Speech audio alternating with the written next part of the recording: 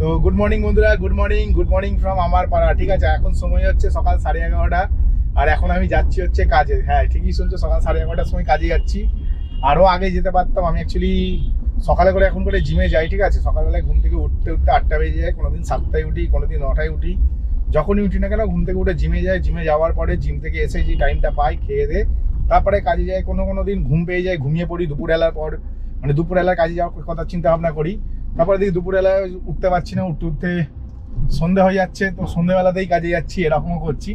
তো এখন একটা আমি ট্রিপ পেয়ে গেছি। ট্রিপটা হচ্ছে প্রগতিপল্লী থেকে পেয়েছি, মানে আমি যেখানে যাচ্ছি। ঠিক আছে, সামনে হচ্ছে তালতলা মাঠের অপোজিটের গলিটা হচ্ছে প্রগতিপল্লী। তো প্রগতিপল্লীতে যাচ্ছি প্যাসেঞ্জারকে পিক আপ করার জন্য। আর প্রগতিপল্লী থেকেই মানে কি বলবো তোমাদেরকে, ভাড়াটা ঢুকেছে প্যাসেঞ্জারকে হচ্ছে নিয়ে যাবো লেক মল। তো লেক বলে দেখি 254 টাকা ভাড়া দিয়ে রেখেছে। তো 8 কিলোমিটার আসতে হবে, 8.5 কিলোমিটার আসতে হবে। তো আমি 254 টাকায় প্যাসেঞ্জারকে রিকোয়েস্ট পাঠিয়েছি। তো প্যাসেঞ্জারের লোকেশনের কাছে চলে এসেছি। প্যাসেঞ্জার ফোন করছে, একটু কথা বলে নিই। হ্যালো, এই তো প্রগতিপল্লীর ভেতরে ঢুকে গেছি।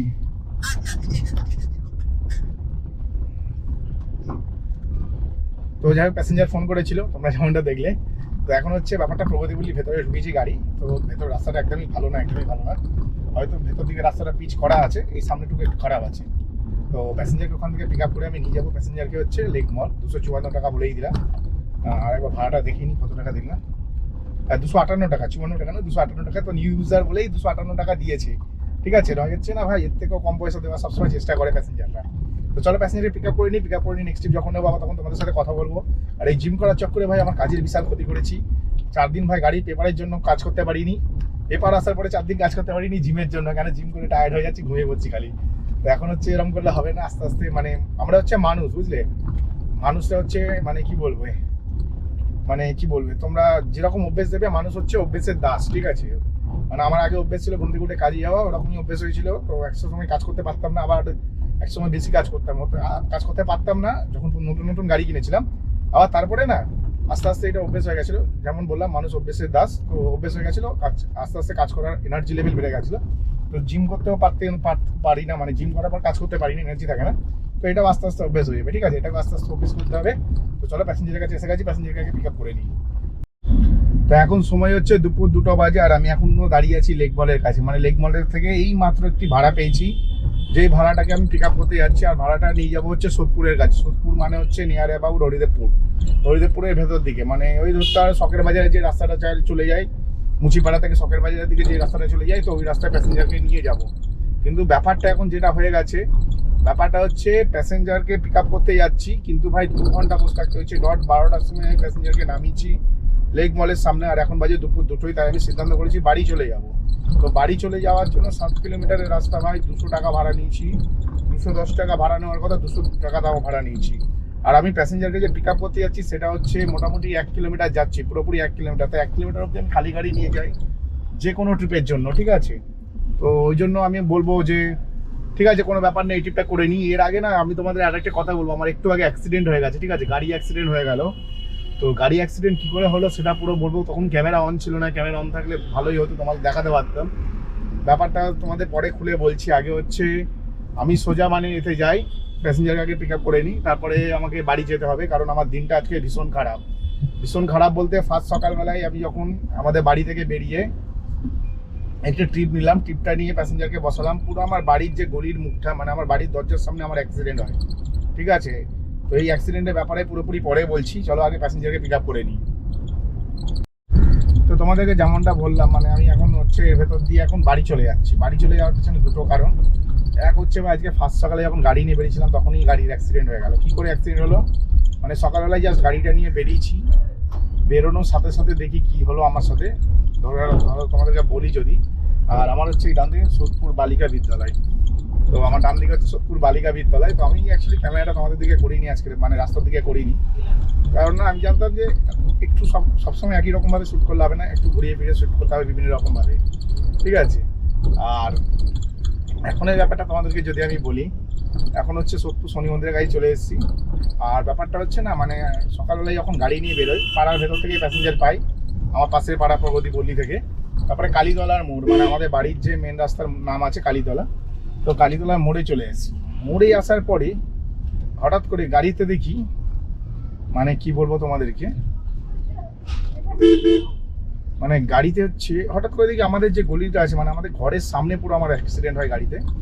গাড়িটা নিয়ে নর্মালি সোজা যেমন মেন রোড দিয়ে চালিয়ে যাচ্ছি, গলির ভেতর থেকে একটা স্কুটি বেরোচ্ছিল।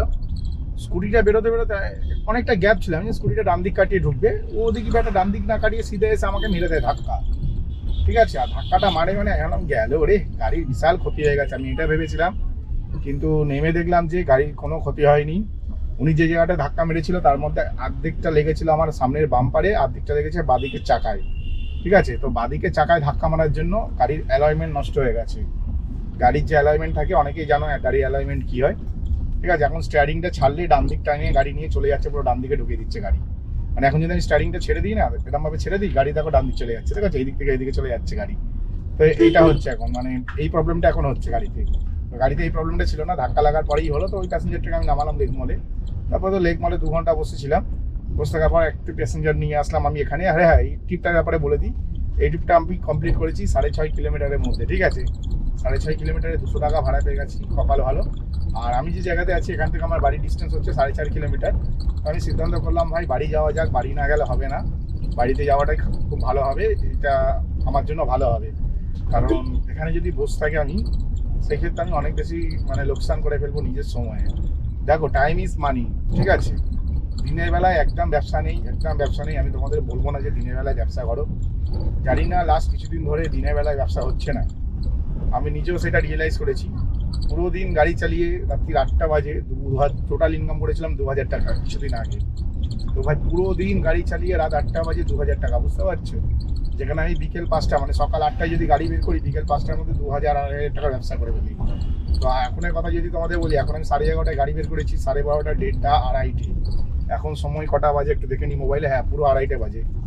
আরে আরে বাপরে বাপ, আমি না প্রত্যেক ভাই বাম্পারটাই উঠে যায় এরকম ভাবে, আমি জানি না কেন উঠে যাই।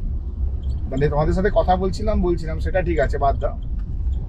কিন্তু বাম্পারটা এতটাই বাজে একটা বাম্পার, মানে কি বলবো, তোমাদের সাথে কথা বলতে বলতে আমি বাম্পারটা খেয়াল করিনি। হ্যাঁ, খেয়াল করিনি বলবো না, শুধু বাম্পারটা ঘোড়ার মুখে লাগিয়ে রেখেছি, মানে কেউই খেয়াল করতে পারবে না। জাস্ট টার্নিং নিচ্ছে এরকম, ডান দিকে টার্নিং নিচ্ছি, দিলেই বাম্পারের মধ্যে গাড়ি উঠে যাচ্ছে। মানে হোয়াইট মার্ক করা নেই, কিছু করা নেই।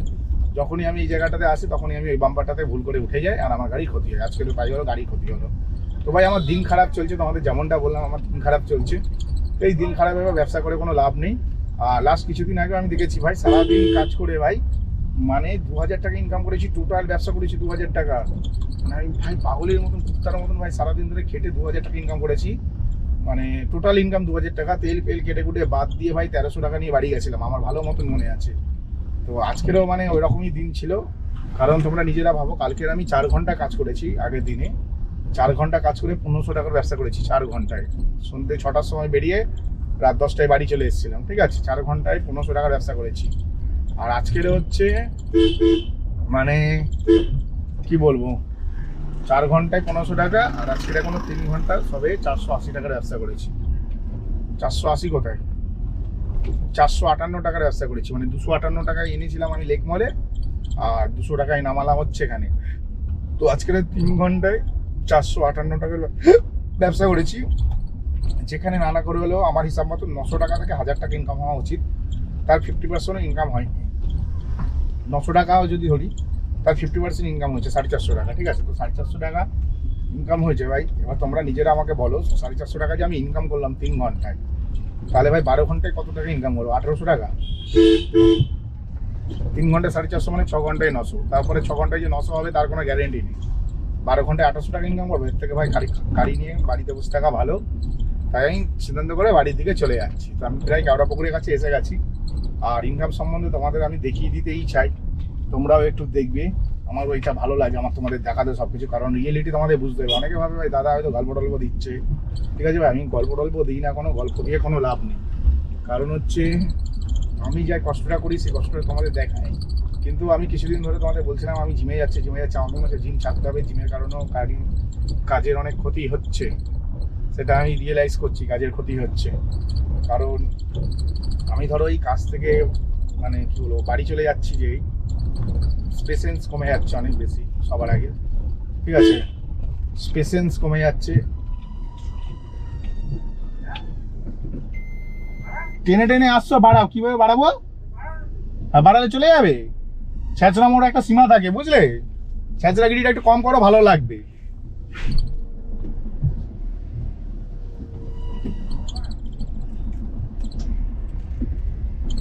মানে ভাই বুড়ো বয়স্ক মানুষ ভাই, আমার দাদুর থেকেও বয়স বেশি মনে হয়। ছেঁচড়া মোড়ে একটা সীমা থাকে ভাই, খাপ করে এনে রিক্সা, একটা ব্যাটারি রিক্সা যেদিন থেকে হয়েছে না ভাই, মানুষের লিস্টটা আমারও বেড়ে গেছে। টেনে হিচড়ে জোর করে ঢোকালো, মানে আমি ব্যাক করবো, ওর কি, এরকম একটা ব্যাপার। মনে হচ্ছিল নেমে চত্থাপড় মারি, মাথা মাথা গরম করে দেয়। এমনিতে ভাই দিনকাল ভালো চলছে না আমার, তার মধ্যে এরকম বাজে টাইপের কিছু লোকজন রাস্তায় যদি পড়ে, আরো বিশাল মাথা গরম হয়ে যায়। তো যাই হোক, মানে মোটামুটি তোমাদেরকে আমি ইনকামটা দেখাবো। চলো তোমাদেরকে একটু পরে ইনকামটা দেখাচ্ছি। আগে মেন রোডে উঠে গেছি কেওড়া পুকুরে, তো বাড়ির কাছে গিয়ে তোমাদেরকে আমি আমার ইনকামটা দেখাচ্ছি।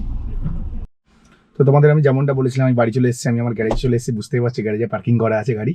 আর এখন সময় দেখো 2:50 বাজে। এবার তোমরা নিজেরাই বলো, 11টার সময় কাজে বেরিয়েছি, 11:30টার সময়, আর ইনকাম করেছি